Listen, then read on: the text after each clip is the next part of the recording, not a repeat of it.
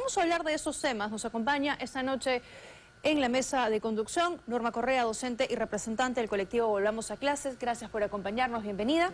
Y también está con nosotros el coronel Juan Carlos Liendo, ex jefe de la DINI. Gracias también por estar aquí, bienvenido. Buenas noches, Tatiana. Gracias a los dos por acompañarnos. A ver, ¿cómo ven el panorama en primer lugar? Y comienzo contigo, Norma, respecto al tema educativo. Hemos estado escuchando a lo largo de ayer y hoy a padres de familia que se les está haciendo muy complicado que sus hijos puedan estudiar. ¿Qué piensas de la medida que ha dictado el gobierno?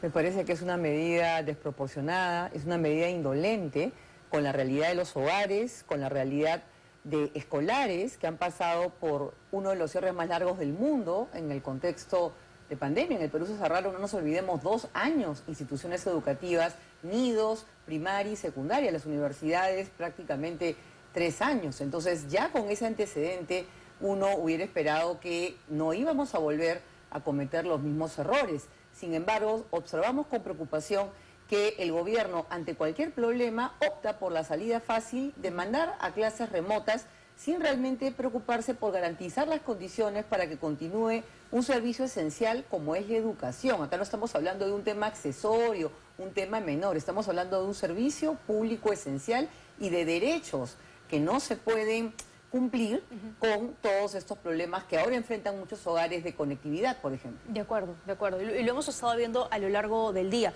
Vamos a escuchar justamente a algunos padres de familia que hemos podido recoger sus declaraciones respecto a cómo están haciendo para que sus hijos puedan estudiar esta semana. Es un poco complicado por el tema del internet que estamos pasando acá, se va la señal muy rápido y bueno, como usted verá, hay niños que a veces tienen celular para que puedan hacer sus clases y hay otras veces que los papás cargan su celular, se van y bueno, pues los chicos pierden clase. Como siempre, señorita, no tenemos internet por los bloqueadores del penal. Y eso ya hace tiempo que estamos. Para pandemia ha sido terrible, ¿no? Hemos tenido enfermos, todo, y nada, pues no nos hacen caso, pues. Y ahora con las clases virtuales. Con las clases virtuales, ahora como mi nieta va a estudiar hasta el viernes, ¿no? Y entonces, ahora ¿cómo lo vamos a hacer? Bueno, para poder tener señal, nosotros tenemos que irnos hasta a la espalda, al parque, a poder sentarnos ahí y poder cuidar a nuestros niños para que puedan hacer una clase. Niños que han tenido que salir a las veredas, que ir a la casa de los vecinos. Si tenían un celular, enhorabuena, tenían que compartirlo también. Esa es la realidad. Y eso, ojo, eso es Lima. Provincias, la cosa es mucho más complicada. Coronel, ¿se justifica esa medida en materia de seguridad, teniendo en cuenta que lo que nos ha dicho el gobierno es mandamos a los chicos a clases por la PEC? A ver, Tatiana, esta es una muestra muy clara de cómo ni la educación, ni la salud, ni el comercio, ni la actividad normal de las personas funciona sin seguridad. Esto que está sucediendo, este evento de clausurar clases y tener niños en su casa por una semana, fuera de horario, de manera súbita, repentina, alterando la vida familiar, alterando la vida laboral, no es usual y no se justifica. Y esto solamente se explica porque no hay criterio profesional de manejo de la seguridad. Mira, yo he participado en APEC. Un escenario de APEC es 2 años de planificación en seguridad. No se escapa nada. El Perú ha tenido 2 APEC. Nunca se ha cerrado clases una semana.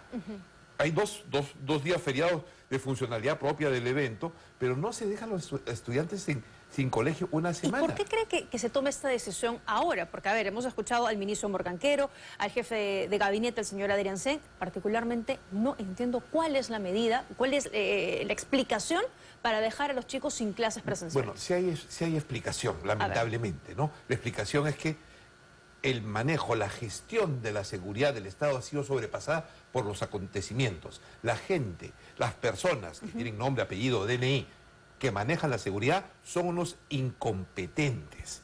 O sea, para mí resulta agotador ver el esfuerzo de la policía día a día. Lo vemos por todos lados. O sea, parece que no durmieran los policías, pero esto es un problema de dirección, de liderazgo, de falta de gestión política y falta de dirección institucional. Hay una incompetencia total de prevenir, de organización, de entrega de recursos. Eso es lo que sucede. La población debe tener bien claro que toda la alteración de la vida cotidiana de nuestra sociedad se altera por la falta de seguridad. Y eso responde a falta de gestión política e institucional. Ante esa incompetencia de la que habla el coronel Liendo, Norma, son los escolares principalmente los que están pagando los platos rotos. Decía anoche el señor Adriancén que en casi todos los lugares de Lima hay conectividad y que ya por la pandemia nos hemos vuelto mucho más flexibles, nos hemos adaptado y que eso no iba a ser mayor inconveniente. ¿Cuál es la realidad? Bueno, la verdad que sorprenden las declaraciones tanto del Premier como del Ministro de Educación, porque acá hay de alguna manera dos grandes ámbitos de impacto, ¿no? Un primer ámbito tiene que ver con la experiencia educativa. Yo soy profesora universitaria en la Universidad Católica y soy consciente que en una clase remota hay una serie de cosas que puedo trabajar y cosas que no puedo trabajar con mis alumnos, y mis alumnos son personas mayores. Como madre, lo he visto en la pandemia con mis hijas. Y de hecho, en el colectivo Volvamos a Clases, que está formado por madres y padres de instituciones públicas y privadas, en la pandemia justamente este colectivo empezó a funcionar ante la frustración de ver que todo estaba abierto en el Perú, menos los nidos, colegios, y eran los niños los que pagaban la factura.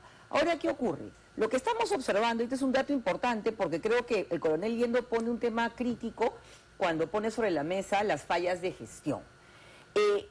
Recordar es volver a vivir. De acuerdo a datos sistematizados por el colectivo Volvamos a Clases, en un mes en el Perú hemos tenido 4 cierres educativos vinculados o justificados por paros. Y discúlpeme, preciso, en Lima y Callao. En Lima y Callao, el 26 de septiembre, jueves 10 y viernes 11 de octubre, miércoles 23 de octubre. Ahí van 4 días que se cerró la educación en Lima y Callao con la justificación del paro. Ahora sumamos estos 3 días que han caído de imprevisto, ¿no? Recién comunicados el viernes, justificados por el APEC, pero queda claro que esto no es un tema del APEC. Creo que es un orgullo para el Perú ser sede de APEC.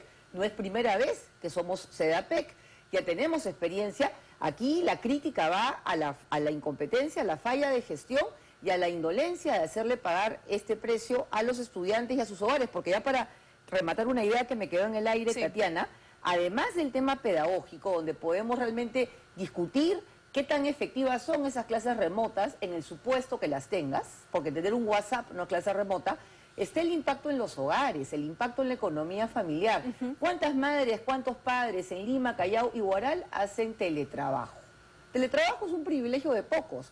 ¿Cuántos salen al día a día a obtener ingresos para llevar un pan a la mesa? ¿Cuántos niños se quedan solos en esta coyuntura?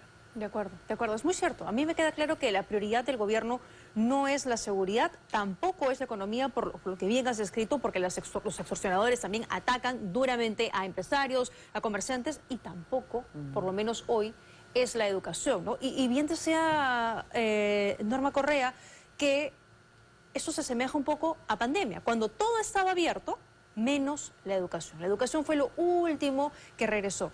Y decía ayer el señor Adriancén, a ver, el objetivo es que haya mucha fluidez, que se puedan desplazar todas las delegaciones que están llegando para la PEC. Enhorabuena. Pero bajo esa lógica no debería cerrarse en todo caso otros negocios, tener todo mucho más cercado, porque es solo la educación, eso es lo que yo no entiendo. Claro, eso es...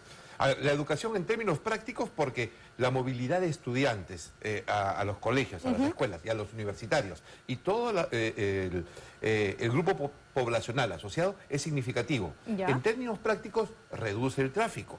O sea, y le da un alivio a la seguridad. Pero podría ser focalizado. No, podría ser muy bien gestionado. Claro. O sea, hay técnicas, hay procedimientos e insisto, lo que no hay es profesionalismo, no hay gestión. O sea, aquí se nos quiere vender la idea de que aceptemos, tenemos que aceptarla porque no nos queda otra, ¿no? Aceptemos esto como un sacrificio por el Perú, por la PEC. Yo creo que no es así. O sea, tenemos que ser consecuentes con la PEC, pero aquí estamos haciendo un sacrificio por la incompetencia. Estamos aguantando algo porque ni los políticos ni los que dirigen la seguridad hacen su trabajo. Esa es la realidad. Porque, a ver, ¿qué le hace un chico de San Juan de Miraflores, San Juan de Lurigancho, no yendo al colegio, donde ahí además no solo recibe educación, está con los profesores, recibe alimentos, o sea... Es la vida normal de la ciudad, es las actividades cotidianas. ¿Eso qué va a perjudicar en materia de seguridad, de transitabilidad? Absolutamente nada. Decía el ministro Morganquero el día de hoy que en los colegios públicos, le corregirá usted si es que es así, El 99.9% de chicos han podido estudiar sin problemas y que en el Callao el 100%. Vamos a escucharlo. Nosotros estamos solidarizándonos siempre con nuestros estudiantes que están en esas zonas, en esos colegios, San Juan de Miraflores, San Juan de Lurigancho, en donde ha habido también una afectación.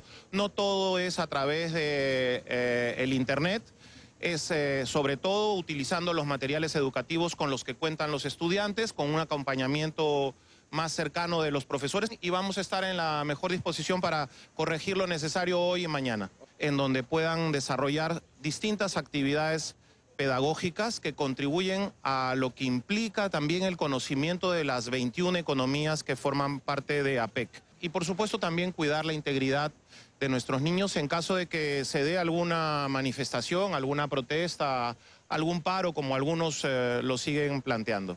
¿Qué tanto puede hacer además un docente al que le han anunciado 2 días antes que el lunes tiene que entrar a clases a distancia?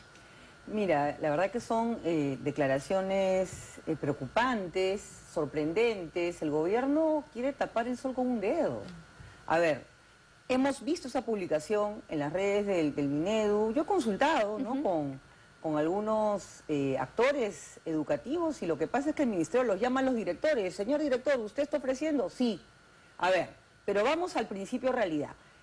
Tenemos aquí en el Perú, y en Lima en particular, que es lo que estamos hablando ahora en el marco de estos cierres de APEC, 2 tipos de realidades. Tenemos la realidad de aquellos chicos que no tienen conectividad, o porque no tienen los equipos, o porque no, o están en una zona sin cobertura, o pueden estar en una zona con cobertura, como ocurre en Lima, pero no tienen saldo. Todos sabemos, todas las personas que nos están escuchando, que si yo no tengo saldo, este teléfono no me va a servir para navegar, por más funcionalidad que pueda tener. Entonces, ¿qué hace, por ejemplo, un hogar con 2 hijos, con 3 hijos, con un teléfono? El teléfono se lo lleva la mamá o el papá a trabajar, y en el supuesto que esté en casa tiene que tener saldo. Y lo que ha estado revelando ayer diferentes medios de comunicación que han estado visitando puntos de la ciudad es que el problema de pagar el saldo es oneroso para hogares en situación de pobreza y vulnerabilidad. Entonces, ahí hay un tema. El otro lado del espectro son personas o estudiantes que tienen los equipos y tienen conectividad. Por ejemplo, personas como mis hijas, ¿no? Tengo 2 hijas escolares y ellas tienen todo el internet, tienen computadora. A ver, yo les pregunto, ¿es educación que un escolar esté sentado frente a una pantalla de 7:50 de la mañana a 3 de la tarde? Eso no es educación. Y con todo lo que ellas pueden tener y muchos otros chicos. Y estamos hablando del segmento de los que tienen conectividad, Exacto. Los docentes, colegios que tienen las herramientas preparados, pero aún así, tenerlos sentados frente a una pantalla no es educación. Entonces acá, Tatiana, aquí hay 2 temas que tienen que desmontarse claramente. En primer lugar, las clases remotas aparecen en el Perú en el contexto de la emergencia del COVID. Eso, gracias a Dios, ya pasó. El gobierno está abusando de una solución de emergencia en otro contexto. Y la otra cuestión que debe quedar absolutamente clara es que clases remotas no equivalen, ni sustituyen, ni reemplazan a la educación presencial. Antes de la pandemia era tremendamente difícil cancelar clases. ¿Por qué? Porque tenías que recuperar presencialmente. Lo que está haciendo el Ministerio de Educación con esta medida es bajarse el trabajo, buscar el camino corto. En vez de optar por una recuperación presencial, opta por esta ficción de las clases remotas. Porque nos están diciendo que es exactamente lo mismo. Y justamente este comunicado del que hacías referencia, que dice Minedu que el 99.9% de clases de manera remota, porque no son virtuales, según ha dicho el ministro, se han llevado a cabo el día de hoy sin problemas. Y lo hemos visto. Yo no sé de dónde saca esas cifras el Ministerio de Educación, con todo respeto, pero realmente no es la realidad. Lo que nos dice el Ministerio de Educación versus lo que hemos encontrado en las calles. Hoy, esta mañana, Buenos Días Perú estaba haciendo un enlace sobre este tema en San Juan de Miraflores. ¿Y qué pasó? Se fue la señal. Así como le pasa a los chicos, también les pasó a un equipo de Panamericana. Véanlo. Esta mañana hemos llegado hasta la parte más alta de San Juan de Miraflores. Estamos en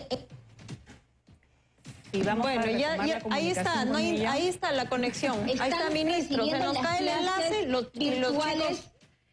Se nos cae el enlace a nosotros, imagínense a los chicos intentar tener internet para la clase. Miren esos pequeños expuestos en la calle, estaba conduciendo ahí Nuestra reportera estaba haciendo un enlace desde este punto en San Juan de Miraflores, contando lo que estaba ahí pasando, viendo a los chicos en la calle, tratando de conseguir un poco de conexión, compartiendo de pronto, y se fue, se cayó. Así como 99.9%, no pues, imposible.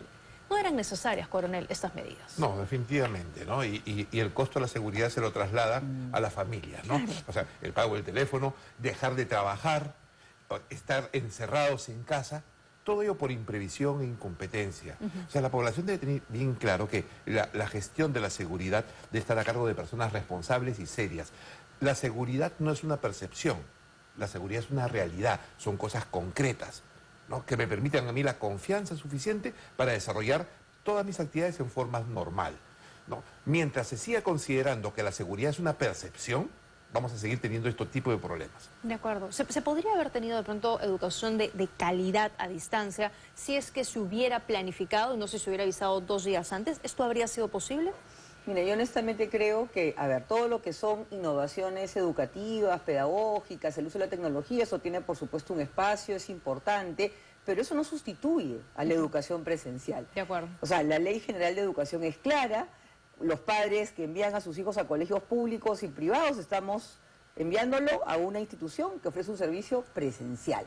Entonces, aquí lo que está ocurriendo es que el Ministerio de Educación y el gobierno, al tomar estas medidas, están atentando contra el derecho a educación de quienes, en primer lugar, estos niños, como hemos visto en el reportaje que has mostrado, ¿no?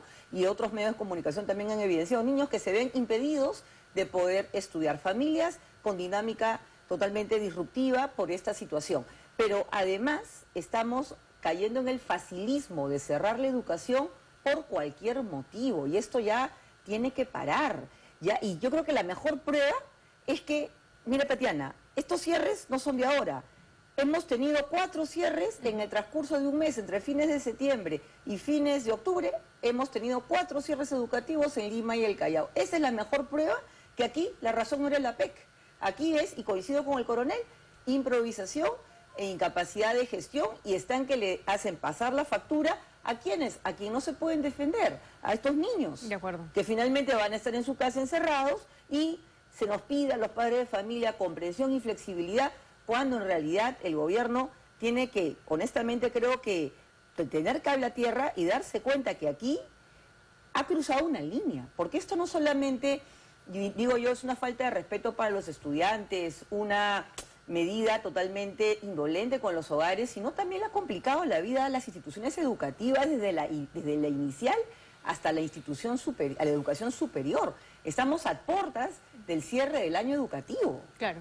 De acuerdo, de acuerdo. Y se está afectando muchísimo la educación, la economía, por el tema de seguridad, del que ese gobierno todavía no se hace cargo. El día de mañana se ha anunciado una paralización, una protesta, nuevamente gremios que van a salir a las calles, anuncian ellos, han conseguido que otros se adhieran a esa paralización en algunas regiones del país principalmente, y a horas de que esto ocurra, a horas también de que se realicen las reuniones más importantes de la PEC, un bus de transporte público con pasajeros adentro, podría ser cualquiera de nosotros que está llegando a su casa, que está yendo al trabajo, ha sido atacado. Vamos a ver las imágenes de lo que ha ocurrido hace apenas unas horas.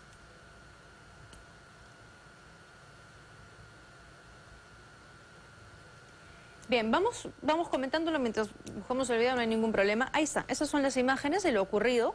Les estaba diciendo, este bus, porque ya parece que se ha vuelto, además, regla general, y esto es durísimo, que los buses sean atacados con gente adentro. O sea, esto es una locura, algo que hasta hace poco comentábamos. Exacto. Sorprendidos, suceder, ¿no? Y ahora está ocurriendo, pero con demasiada frecuencia. Y no interesa si hay mujeres, mayores, adolescentes, niños. No interesa absolutamente nada. Y los pasajeros están ahí. Esas son imágenes de los mismos pasajeros que se han grabado, aterrados. No hacen más que tirarse al piso. Ahí miren, una jovencita contando seguramente lo que está viviendo. Qué terrible lo que estamos viendo. En pleno estado de emergencia, coronel, en plena semana de la PEC, donde se ha desplegado además 13.000 efectivos de la policía, pero claro, para 2 cosas en particular, ¿no? Para garantizar la seguridad de la PEC y para controlar el tema de protestas. ¿Y quién se hace cargo de esto? Por eso la ciudadanía está a merced del crimen. O sea, se entiende, la seguridad de la PEC dignatarios, visitas. Paros, hay que bloquear los paros. Y nuestra población desprotegida. Y esto es producto, insisto, de la improvisación, ¿no? Y me lleva a pensar aquí, Tatiana, a ver, problemas con el Ministerio Público con respecto a la flagrancia, la detención preliminar, investigaciones, todo es un caos. Si no se arregla el Ministerio Público, si no se sincroniza con una policía reformada, reestructurada, esto va a seguir. ¿Qué más muestras quieren de que las cosas necesitan cambiar, ¿no? Y con un enfoque en la policía que, como digo, es muy sacrificada, policía sin entrenamiento, ¿no? Con uniformes defectuosos, sin tecnología, sin equipamiento, y aún así, ¿no? Arriesgando su vida y en su casa su familia, sus esposas, sus hijos esperándolos, ¿no? Con condiciones precarias de trabajo, ¿no? Esto tiene que cambiar y la responsabilidad, insisto, es de los más altos niveles, ¿no? Los niveles de la gestión institucional. Tiene que cambiar. Ya estamos trabajando ya un equipo de entendidos aquí también, policías serios que ven este problema, de adaptar modelos, ¿no? Modernos. Tenemos policía de España, policía de Italia, policías regionales, también Chile es un ejemplo. No puedes copiar porque tenemos una realidad distinta, pero sí podemos adaptarlo, ¿no? Este gobierno no va a poder hacerlo, pero sí hay gente seria que ya está trabajando en un cambio serio para tener una policía digna y a la medida de lo que necesitamos. Si no, esto va a seguir empeorando. Ya, pero el poder político es importante siempre, ¿no? Sí, si no hay voluntad política, si no la hay verdad voluntad es que política, no se puede avanzar con nada. El tema educativo, salud, con absolutamente... Este gobierno está flotando con un salvavidas desinflado, ¿no? Y claro, porque es muy complicado vivir con una mamá que tiene que ir al colegio con sus hijos, que tiene que ir a hacer las compras, que tiene que ir a trabajar, exponerse todos los días, porque es eso. Sí, y bueno, a ver, yo creo que por supuesto que salvaguardar la integridad y la seguridad de la comunidad educativa es importante. Sin embargo, esto no nos debe llevar a paralizarnos y tampoco nos debe llevar a normalizar y agachar la cabeza con los cierres educativos arbitrarios y, como ya lo han señalado varios abogados, inconstitucionales. Aquí, insisto, ya en el Perú se ha vuelto costumbre. Esta medida de cerrar instituciones educativas también ocurre en regiones.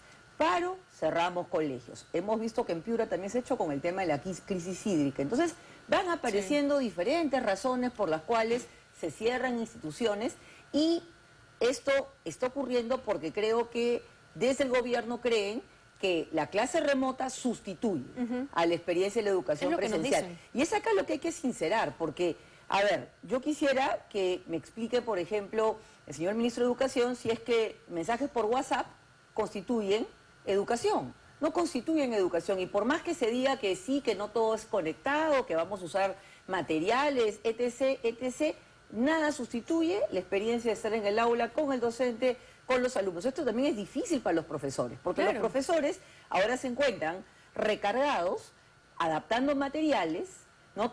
Hemos recibido información, por ejemplo, que el viernes por la noche el Ministerio ha estado mandando por WhatsApp materiales sobre la PEC a directores de instituciones educativas. O sea, una total improvisación para tratar, me imagino yo, de darle un ribete pedagógico a esta medida arbitraria. Y cuando ya los docentes tienen, pues, desde la inicial, la primaria, la secundaria, la superior, tienen su hoja de ruta hacia fin de año, se vienen las evaluaciones, se vienen actividades. Ya está todo programado. Y entonces, ¿cuál es el mensaje que damos? Damos dos mensajes para mí que son totalmente lesivos. Primero, que la educación es la última rueda del coche en el Perú. Y segundo, que no nos importa, no nos interesa el bienestar de los niños y adolescentes y de los jóvenes estudiantes, porque estamos que sean los únicos que paren en esta coyuntura. Mientras hay una persona que no sea capaz, o que mejor dicho, sea incapaz en el Ministerio de Educación, muy probablemente sigamos teniendo más cierres, porque para ellos se justifica, porque hay internet, dicen, hay conectividad, ya nos adaptamos y todo funciona bien. Lo mismo que pasa en el sector interior. Vamos a escuchar las declaraciones que ha dado esa noche también el ministro Santibáñez, diciendo nuevamente que las cosas están funcionando bien y que está dando buenos resultados.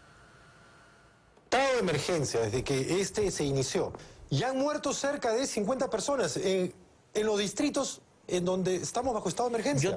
Yo te diría que invites, por ejemplo, aquí a tu programa a los alcaldes de los distritos del estado de emergencia y vas a poder advertir que del trabajo que están realizando conjuntamente con la Policía Nacional sí hemos tenido resultados. El alcalde de San Juan del Lurigancho declaraba que en este estado de emergencia había reducido la incidencia un 9%. Ministro, igual como otros alcaldes. No hay nada más concreto que un muerto. Y es más. Hay 50 muertos. Hace un momento tuviste un invitado que fue el señor el transportista que te dio datos falsos.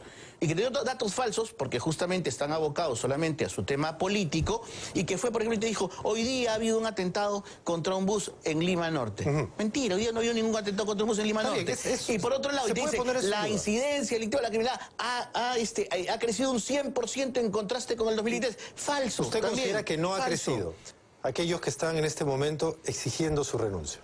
A ver, yo no trabajo y no dedico todos mis esfuerzos ni para las mediciones de mercado, ni para quienes piden mi renuncia. No. Yo trabajo, o mi trabajo como ministro es para todos, para quienes la piden y para quienes no la piden. Y finalmente, lo que tendremos que hacer aquí es medir con resultados. Mi trabajo como ministro es para todo el Perú, sin ningún tipo de discriminación y sin ningún tipo de selección. En este estudio hemos tenido en varias oportunidades alcaldes cuyos distritos han sido declarados en emergencia, entre ellos el alcalde de San Juan del Lurigancho. Ha venido varias veces y en ningún momento nos ha dicho que las cosas estén funcionando, mucho menos ha hablado de porcentajes. Es más, nos ha dicho muchas veces que ni siquiera se había reunido con el ministro, que no conocía el plan ni las cosas que se estaban ejecutando en su propio distrito. ¿Qué piensa de lo que ha dicho? Bueno, este es un problema de poder político reiterante, ¿no? Tenemos un ministro que vive una realidad virtual. Definitivamente, y no de ahora, ¿no? Ya desde hace mucho tiempo, ¿no? Un ministro que está envuelto en un conflicto político con fiscalía, un conflicto de gestiones internas, en medio de un descontrol de la seguridad. O sea, se explican las declaraciones de un ministro en esas condiciones, no se explica cómo el primer ministro que ha desaparecido de la escena política con respecto a seguridad, no se explica cómo una presidente mantiene a una persona que evidentemente resulta disfuncional para alcanzar objetivos reales y concretos. No índices, no percepciones, porque los índices y las percepciones se construyen. La realidad es la que existe, concreta, día a día. Entonces, la seguridad descansa sobre la realidad, no sobre las percepciones. Ese es el gran problema político de este gobierno. De acuerdo. ¿Será posible recuperar los aprendizajes que se están perdiendo esta semana? Decía el IP un cálculo aproximado de 4 millones de horas. Bueno, en realidad nosotros tenemos una tarea todavía pendiente. El Perú no tiene un examen completo de lo que ha significado los prolongados cierres educativos que pasamos en el año 2020, 2021, en la educación y en las trayectorias de los estudiantes. Ese tema está pendiente. También está pendiente hacer un balance para lo que implicó en la educación superior. Y algo que quedaba muy claro cuando se retomaron clases presenciales en la educación básica en marzo 2022 era la urgencia de la agenda de recuperación de aprendizajes. Lamentablemente, con todo este clima político, cambio de agenda, cambios de ministros, esa agenda ha perdido peso, ha perdido visibilidad y tiene que estar en el centro de nuestras preocupaciones porque de alguna manera la calidad de la educación que reciban nuestros estudiantes, no solamente nos jugamos el futuro lejano, nos estamos jugando el presente.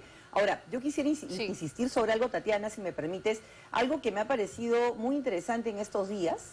Hemos observado reacciones contra este cierre arbitrario de la educación de todo el espectro político. Todo el espectro político se ha pronunciado, de izquierda a derecha, de derecha a izquierda, centro, sector privado, asociaciones de instituciones educativas de los 3 niveles, inicial, básica, superior, colectivos de padres como volvamos a clase. Entonces, la demanda ciudadana es clara. La pregunta es si el gobierno entiende el mensaje. No parece. No parece. Antes de finalizar, vamos a compartir un cuadro de los puntos de concentración el día de mañana. Si tiene que movilizarse, si está cerca, tenga en cuenta. Puntos de concentración para el paro convocado de mañana. Paradero Flecha en Puente Piedra es uno de los puntos. Además, en Puente Nuevo, en San Juan del Lurigancho, Óvalo Santa Anita será el tercer punto y el cuarto, Evitamiento El Trébol. Todos estos puntos de concentración irán camino a Plaza San Martín o Plaza 2 de Mayo y después han dicho que pasada las 10, 11 de la mañana, verán si es que se quedan concentrados en ese punto o si es que se movilizan a una zona cercana a las reuniones de la PEC. Gracias, Coronel Liendo. Gracias, Bruno Correa, por habernos acompañado. Muy gentil a los dos por haber estado aquí. Pausa. Volvemos para hablar de